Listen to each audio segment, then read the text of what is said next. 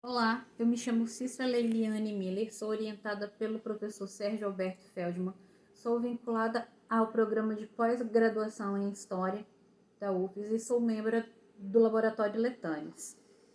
O título da minha dissertação é As Proibições Sexuais como Instrumento de Controle Corporal na Suma Teológica de Tomás de Aquino, e hoje a minha comunicação se intitula O Conceito de Pessoa segundo Tomás de Aquino. Primeiro eu irei falar sobre a origem da palavra pessoa.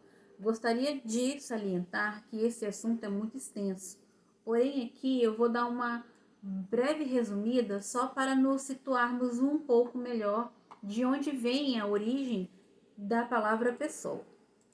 Bem, a palavra pessoa possui duas origens, uma latina e outra grega. Latina significava persona, e o correspondente em grego era prosopon, significando ambas máscara, personagem teatral.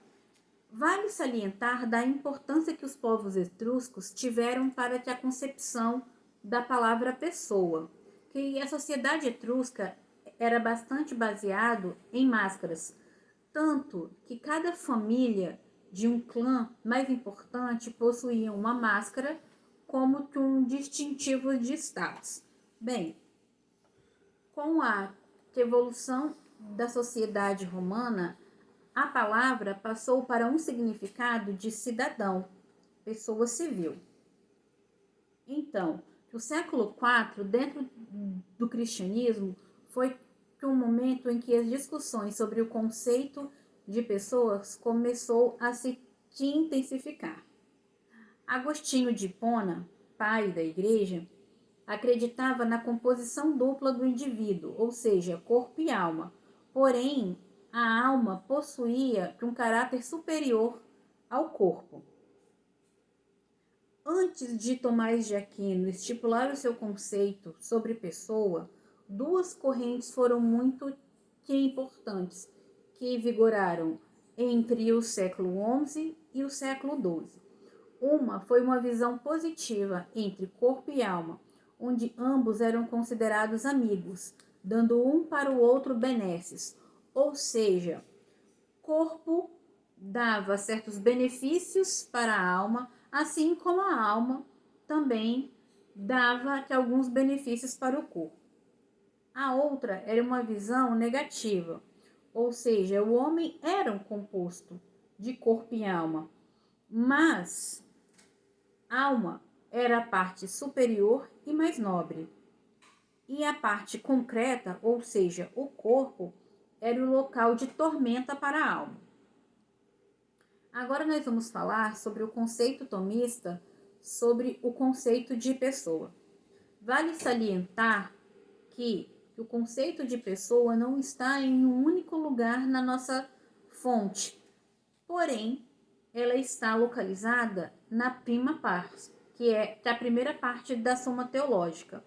Nessa parte, a gente encontra nas questões 27, 28 e 29 do Tratado Deutrino, é onde o argumento está mais especificado e mais forte, mas ele se irradia também para as questões 65, que está no Tratado da Criação Corpórea, e também nas questões 75 e 76, localizada no Tratado sobre o Homem. Bem, agora nós vamos falar sobre a teoria aristotélica sobre o ilemorfismo. Ile era matéria e formis, que era forma. Aristóteles acreditava que tudo no mundo, que os animais, eram compostos por essas duas partes, forma e matéria. Tomás de Aquino pegou de empréstimo essa teoria aristotélica, porém acrescentou outros dois conceitos, que nós iremos falar agora. Bem, então, pessoa para Tomás de Aquino era um composto de forma, alma e matéria, ou seja, corpo. Esse era um conceito concreto. Mas havia também um conceito mais abstrato, que era de ato e potência, que correspondiam a ente. Ato, então, é uma operação que faz algo agir, se movimentar, sendo mais referente à alma. Potência, no entanto, era a modalidade imperfeita do ato. É uma aptidão que algo tem para ser alguma corpo, e era mais ligada ao corpo. Ente, então, era algo ou alguém que está em estado de vir a ser ou em condição de já ser algo. Homem, então, para Tomás de Aquino, era uma unidade substancial entre corpo e alma, e entre ambas não havia nenhum tipo de hierarquia. Todas duas tinham o mesmo valor. Então, na concepção tomista, podemos afirmar duas coisas. Primeiro, que alma e corpo estão um para o outro, assim como a forma está para a matéria. Elas se atraem e se complementam, formando uma só natureza e uma só pessoa.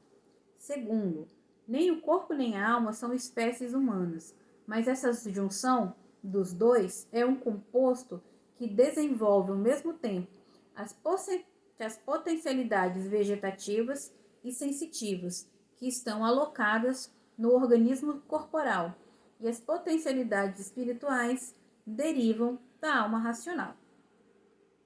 Podemos concluir, então, com todos os apontamentos feitos até aqui, que para nossa fonte, o corpo em si não possui um significado, que o que tinha importância era a unidade substancial entre corpo e alma, e não o antagonismo entre elas. Para o Akhenaten, esta é uma unidade que pode ser definida como pessoa, ou seja, homem, visto como um único produto constituído de duas partes que possuem o mesmo valor, pois ambas foram feitas por Deus. Percebemos a importância do controle do corpo para o homem medieval, tendo em vista que uma sem a outra não poderia existir. A alma refletia o corpo, assim como este era o espelho da primeira. Para se obter a salvação eterna, era preciso moldar a disciplina de um, ou seja, o corpo, para elevar o outro aos céus, no caso, a alma. Bem, eu espero que tenha ficado claro as minhas colocações e gostaria de salientar que esta é uma pequena parte da minha dissertação. Então, muito obrigada. Tchau.